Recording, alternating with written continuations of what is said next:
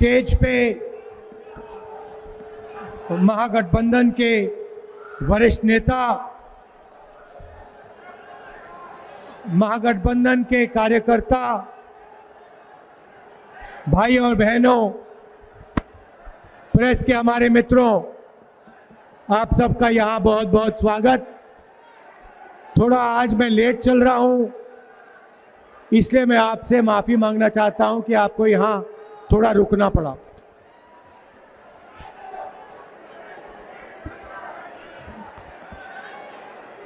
बिहार के युवाओं से मैं सवाल पूछना चाहता हूँ। देश के हर प्रदेश में आपको बिहार का युवा मिलेगा। मुंबई, बेंगलोर, हैदराबाद, गुवाहाटी, पूरे देश में बिहार के युवा मजदूरी करने जाते हैं। हिंदुस्तान के प्रदेश छोड़िए, दुबई जैसा शहर बिहार के लोगों की मेहनत से बना है। ये सही है, गलत है? सही है। तो मेरा आपसे सवाल है, अगर आप पूरी दुनिया में शहर बना रहे हो, इंफ्रास्ट्रक्चर का काम कर रहे हो, तो आप बिहार में रोजगार क्यों नहीं पा रहे हो? क्या कमी है कि बिहार का युवा बाकी प्रदेशों में जाकर मजदूरी कर रहा है, मगर अगर आपको बिहार में रोजगार चाहिए तो आपको बिहार में रोजगार नहीं मिल सकता? इसका ये कारण क्या है इसका? दूसरा सवाल,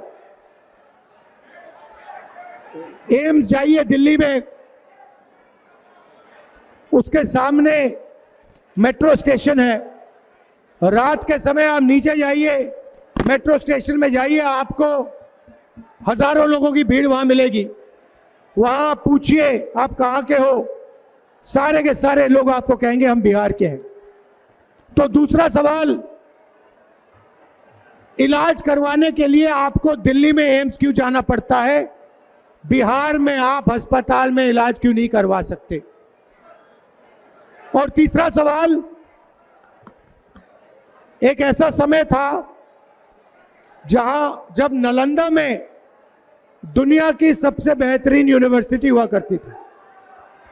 पूरी दुनिया से लोग नालंदा आते थे। बाद में भैया, बाद में करना, अभी नहीं। पूरी दुनिया से नालंदा आते थे, शिक्षा के लिए आते थे। जापान से, कोरिया से, चाइना से, इंग्लैंड से, जर्मनी से। मगर आज बिहार में यूनिवर्सिटी, कॉलेजेस सारे के सारे शिक्षकों को धोखा देते हैं, शिक्षकों को धोखा देते हैं। बिहार का युवा महीनों पढ़ाई करता है, मेहनत करता है, उसके माता पिता लाखों रुपए खर्च करते हैं और फिर पेपर के समय पेपर लीक हो जाता है और पूरी की पूरी मेहनत खराब हो जाती है। और जिनकी रिश्तेदारी है, दोस्ती है, पकड़ है, उनको फर्स्ट डिवीजन मिलता है और ईमानदार युवा पीछे रह जाता है। तो इन तीन चीजों के बारे में आपके चीफ मिनिस्टर ने क्या किया? पिछले 20 साल से नीतीश जी का राज है। शिक्षा, स्वास्थ्य, रोजगार के लिए नीतीश जी ने क्या किया, आप मुझे बताओ। एक उदाहरण दे दो कि एक अस्पताल खोला हो, एक यूनिवर्सिटी अच्छी बनाई हो, किसी को रोजगार दिया हो, आप बता दो, उदाहरण दे दो। कुछ नहीं। लंबे लंबे भाषण होते हैं, नरेंद्र मोदी जी आते हैं, विकास की बात करते हैं और फिर यमुना के सामने स्पेशल तालाब बनाया जाता है, साफ पानी का तालाब नरेंद्र मोदी जी के लिए बनाया जाता है। उसमें नरेंद्र मोदी जी स्नान करेंगे और बाकी देश गंदी यमुना को देखता रह जाएगा। ये दो हिंदुस्तान बन रहे हैं, एक अमीरों का, अरबपतियों का, अदानी अंबानी का, और दूसरा गरीब जनता का, किसान का, मजदूर का, बिहार के युवाओं का। ऐसा बिहार हमें नहीं चाहिए। बिहार जैसे पहले सेंटर हुआ करता था शिक्षा का, वैसे ही एक बार फिर शिक्षा का सेंटर बनना चाहिए। मैंने नालंदा में कहा कि दुनिया के सबसे बेहतरीन यूनिवर्सिटी नालंदा में बननी चाहिए। पूरे देश को मालूम होना चाहिए कि बिहार में सबसे बेहतरीन शिक्षा मिल सकती है। हमारी सरकार थी, मनमोहन सिंह जी की सरकार, नालंदा यूनिवर्सिटी हमने चालू की। हमारा विजन था कि पूरी दुनिया में नालंदा यूनिवर्सिटी फिर से दिखाई दे, सुनाई दे उसके बारे में, मगर बीजेपी ने उस काम को खत्म कर दिया। वो नहीं चाहते कि आपको प्रगति मिले। आप देखिए, नोटबंदी की, गलत जीएसटी लागू की, छोटे व्यापारियों को खत्म किया, स्मॉल मीडियम बिजनेसेस को खत्म किया। बिहार में रोजगार कहां से आएगा? बिहार में अदानी अंबानी रोजगार नहीं दे सकते। बिहार में छोटे व्यापारी, स्मॉल और मीडियम बिजनेसेस वाले रोजगार देंगे। और मैं चाहता हूं कि एक ऐसा दिन आए जब टेलीफोन के पीछे मेड इन चाइना ना लिखा हो, मेड इन बिहार लिखा हो। आप ऐसा दिन चाहते हो? चाहते हो ऐसा दिन? नरेंद्र मोदी ये काम नहीं कर सकता, दम ही नहीं है उसमें, डरपोक है। आप देखिए, अमेरिका का राष्ट्रपति कहता है, 50 बार अमेरिका के राष्ट्रपति ने कहा कि नरेंद्र मोदी को मैंने फोन किया और उससे कहा ये ऑपरेशन सिंदूर जो है इसे एकदम बंद करो।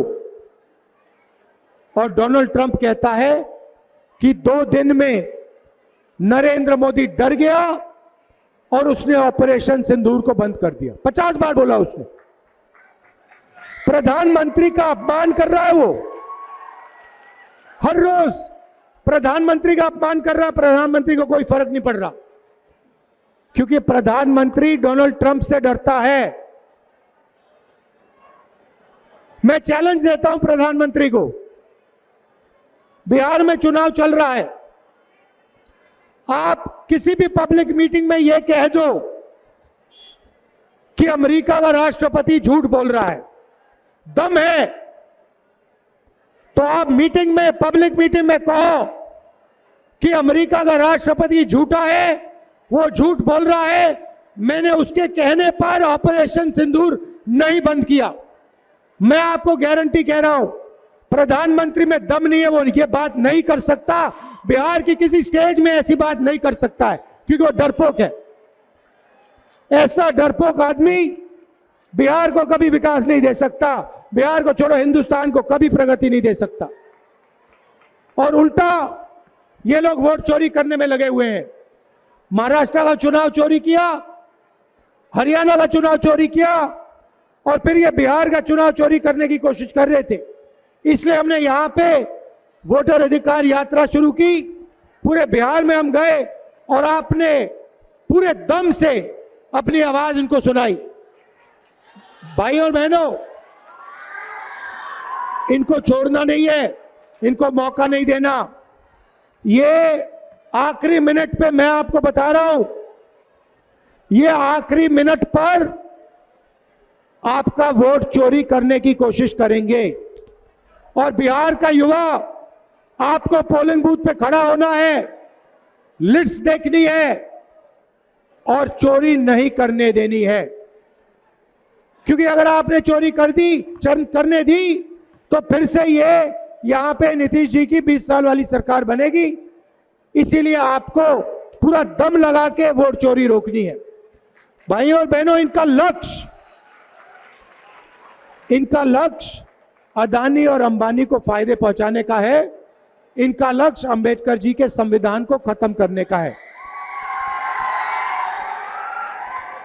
ये आजादी से पहले वाला हिंदुस्तान चाहते हैं, जहां दलितों के पास, पिछड़ों के पास, अति पिछड़ों के पास कोई अधिकार नहीं थे। वैसा हिंदुस्तान ये फिर से चाहते हैं। वो आपका वोट छीनना चाहते हैं, आपका पब्लिक सेक्टर छीनना चाहते हैं, आपकी यूनिवर्सिटीज, कॉलेजेस प्राइवेट लोगों को देना चाहते हैं, अस्पताल प्राइवेटाइज करना चाहते हैं और संविधान को खत्म करना चाहते हैं।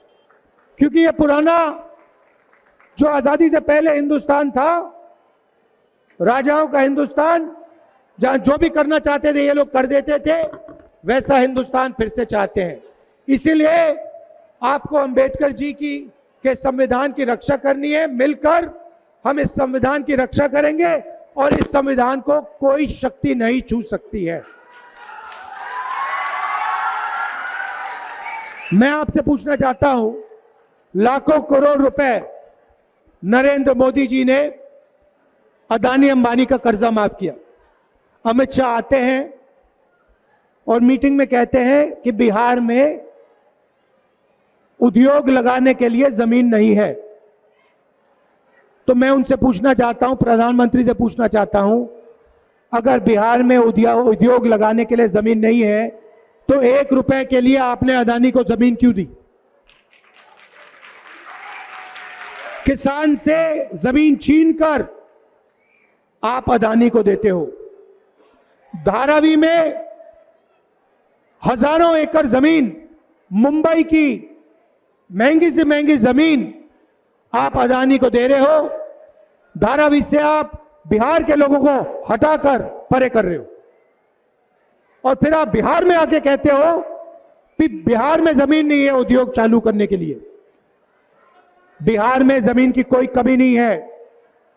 आप उद्योग नहीं चालू करना चाहते हो क्योंकि आप चाहते हो कि अदानी और अंबानी चाइना का माल बिहार में बेचे, चाइना का माल हिंदुस्तान में बेचे, चाइना के लोगों को फायदा हो, अदानी अंबानी को फायदा हो और आपकी पार्टी को फायदा हो जो अदानी अंबानी जैसे लोगों के पैसे से चलती है।